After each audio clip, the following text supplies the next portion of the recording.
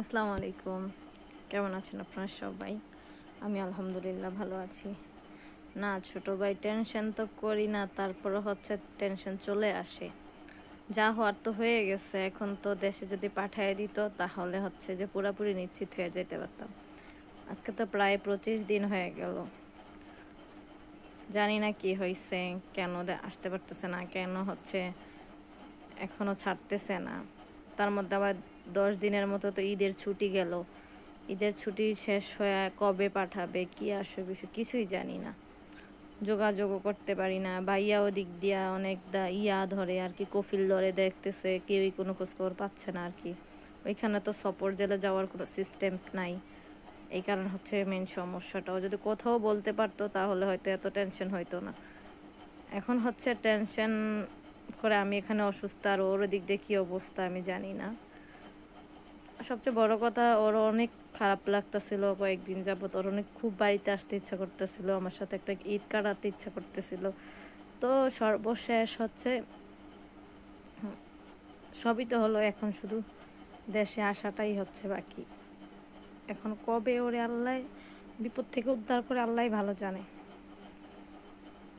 আর কি। যত আর কি সময় যাচ্ছে তত আর কি টেনশনের বাইরে যাইতেছে যে এখনো কেন ছাড়ে না। একটা গ্রুপ মারলে যে এত দিন জাউলে রাখবে তো আর কি আশা করি নাই।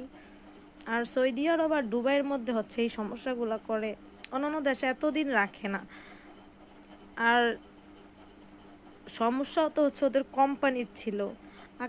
এই যে কোম্পানি করোনার সময় বন্ধ হয়ে গেল, তারপরে হচ্ছে কাজ দেয় নাই, 6 মাস বসে রাখছে, তারপরে এক জায়গায় সব লোক পাঠিয়ে দিছে।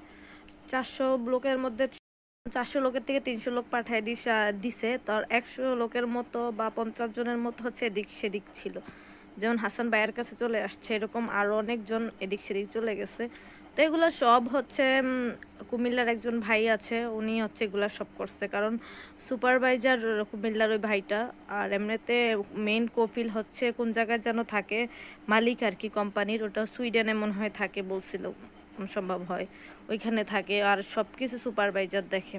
তো সুপারভাইজার বলছিল উনি এক জায়গাতে ফায়দা নিয়ে ওরে অন্য একটা কোম্পানিতে লাগাবে, কিন্তু লাগাবে বইলেও 6 মাসের মতো বসায় রাখছে। তো সবারই তো বাড়ি ঘর আছে, ফ্যামিলি আছে, তো এতদিন তো আর বসায় রাখা যায় না। তো যখন বিরক্ত হয়ে ভাইয়ের কাছে চলে আসলো, তখন ওনার কাছে পাসপোর্ট ছিল, উনি একদম গ্রুপ মাইরা দিল। আর এখন এই অবস্থা। আজকে তো 25 দিন প্রায় পার করে ফেললো, কোনো রকম কোনো খোঁজ খবর তো পাইতাছি না আর কি। এই সাবজেক্টটা মনে পড়লেই আমার অনেক খারাপ লাগে, আল্লাহ ভালো জানে। তার মধ্যে তো কী করবো, সবাই দোয়া করবেন, ভালো লাগতেছে না।